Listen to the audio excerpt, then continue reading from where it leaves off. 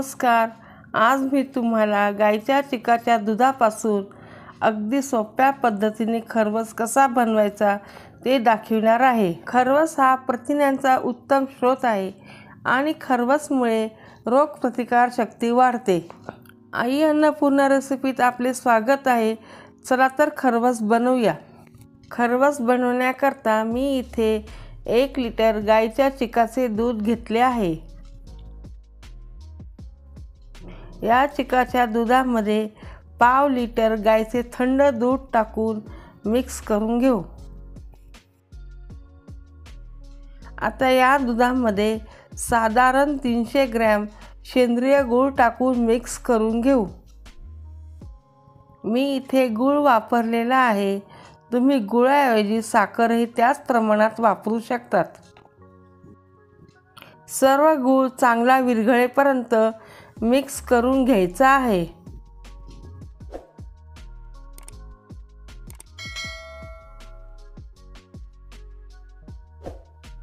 गूळ छान मिक्स झालेला आहे. आता त्यात 2 टीस्पून वेलची पावडर टाकूया. सोबतच अर्ध जायफळ किसून टाकूया. वेलची व जायफळ पूडमुळे खरवसच्या वड्यांची चव खाताना खूप छान लागते. चमच्याच्या साहाय्याने हे सर्व जिन्नस दुधात छान मिक्स करून घेऊ.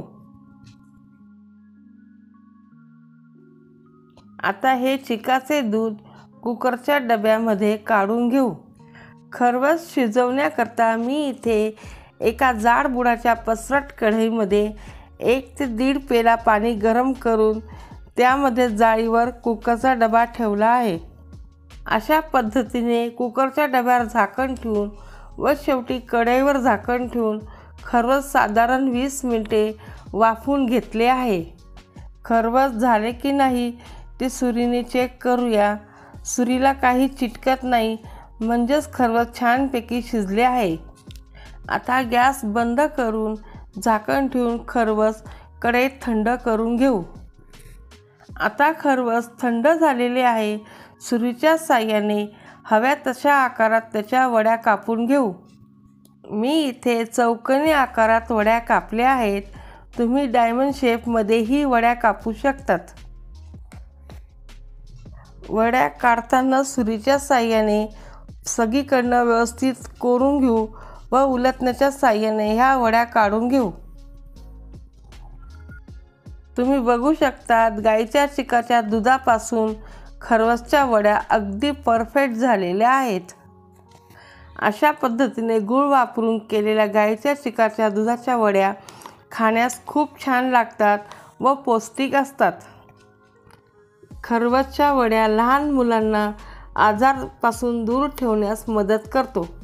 अशा पद्धतीने बनवलेल्या खरवसच्या वड्या फ्रीजमध्ये 7 दिवस सहज टिकतात.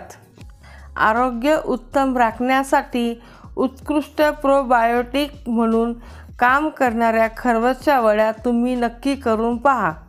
रेसिपी आवडली असेल तर माझ्या चॅनलला लाईक, शेअर आणि सबस्क्राईब करा.